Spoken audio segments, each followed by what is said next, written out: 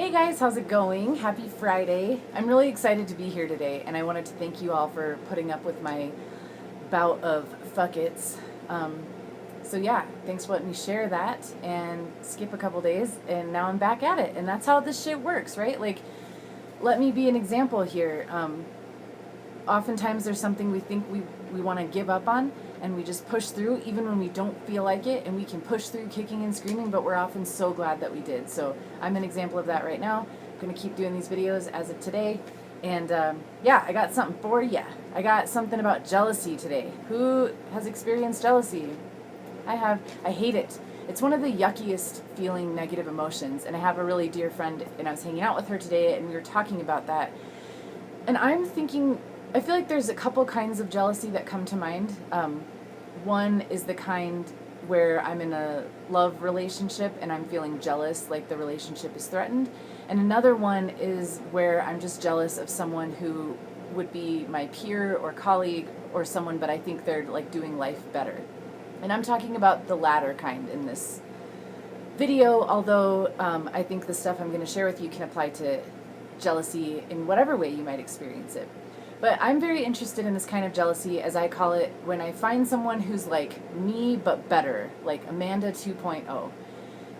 So there's one person in particular, every time I see her work, there's this part of me that's just like, ugh, I don't want to see it because it's so good and she seems so perfect, and she's like me, but she's prettier than me, in my opinion, and she's thinner than me, and she's got more tattoos, and she's got a motorcycle still, and it's like she's doing everything I want to be doing, but I'm not, and yeah, it's like, oh, she's nailing it, and it kills me to see her crushing it. It feels gross, like it feels like jealousy, and then the really fun part is I beat myself up about it. Like, I want to be someone who is cheering other women on and who is not jealous and who is just excited for other people and their success. But with this one person, it's just hard to feel that. I just feel mostly jealousy and pangs of not good enoughness. So I made some notes. And every time I try to make notes, they're just like so hard to read. And I'm like, wait, what? It would have been better off without them. But I'm trying. I'm trying.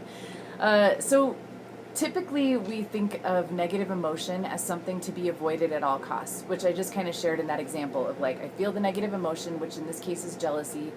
And then that cascades a lot of other negative emotions like low self-esteem, berating myself for not being as good as her, beating myself up for not working as hard as her, whatever. And then there's the shame for like feeling the negative feeling, right? So in no moment in that thing that I've just described am I actually working with jealousy. I'm experiencing it, it's making me feel like shit, and I'm trying to get away from it as quickly as possible. Often by the misguided attempt of beating myself up will somehow beat me into not being jealous, right? It doesn't work that way.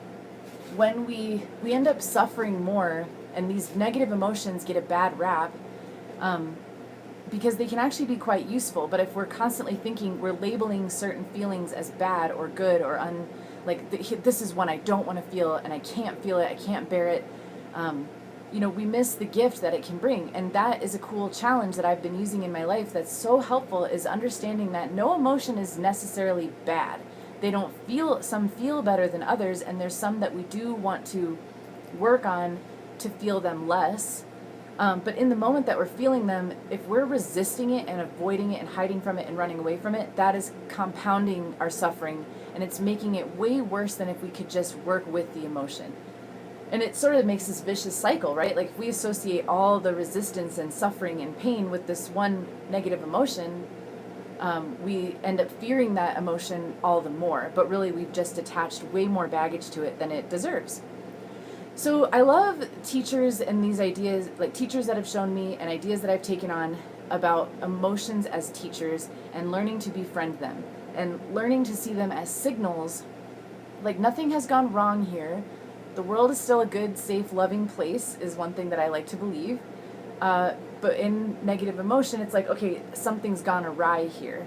Where have I fallen off the path? So it's not like a negative emotion happens and all of a sudden I live in a terrible world and there is no God, all it means, it can be a very benign and friendly and actually signal of love. Like, this emotion is saying like, hey, there's something going on in your thoughts, or an old belief or something, or an old wound that needs to be looked at and examined so that it can be let go.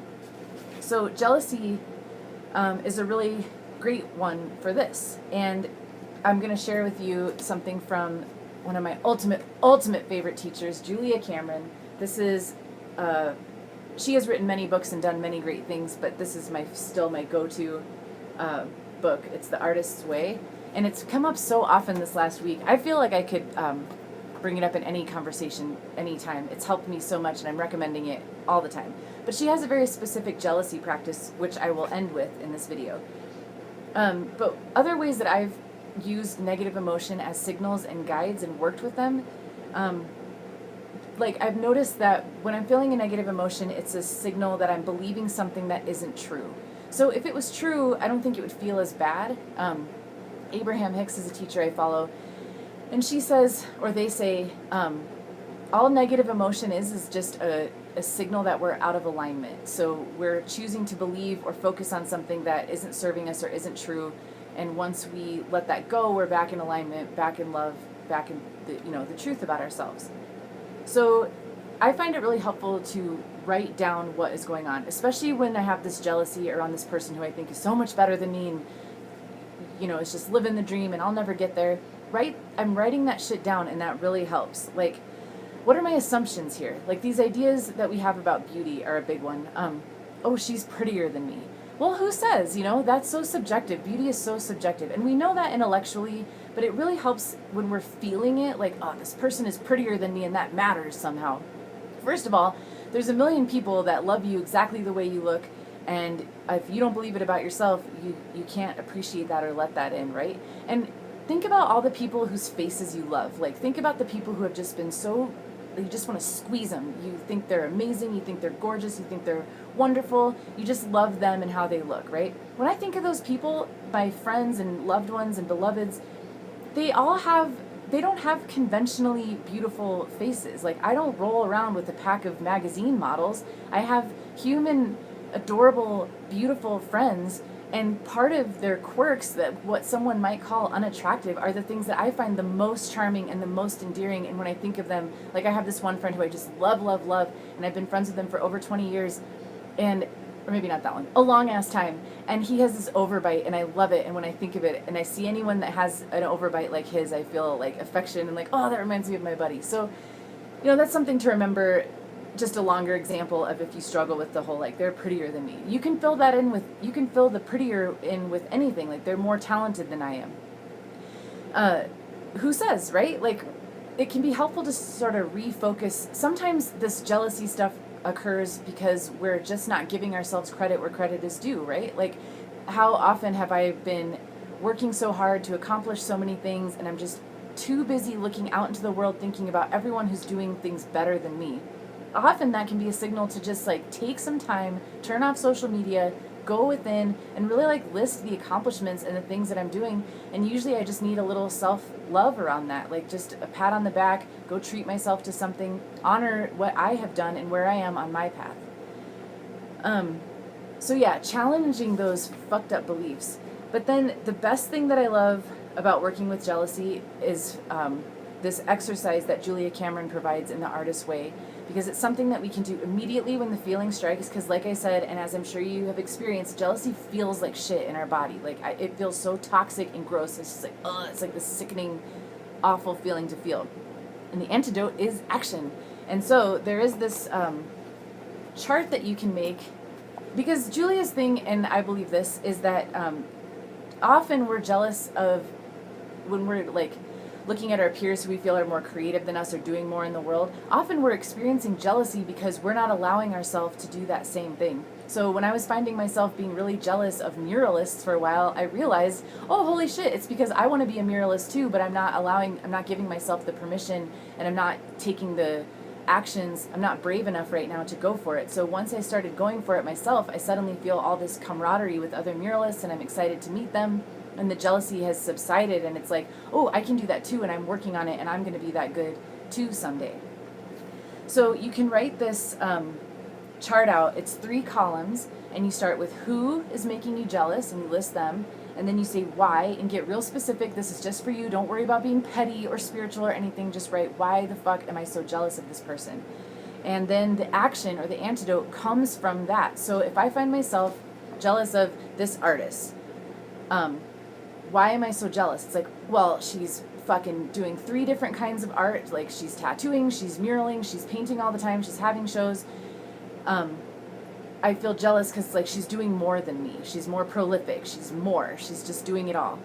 What's the antidote for me? Well, if I can get real with myself, it's like, I haven't painted in a week, so I need to fucking sit my ass down in the studio and paint.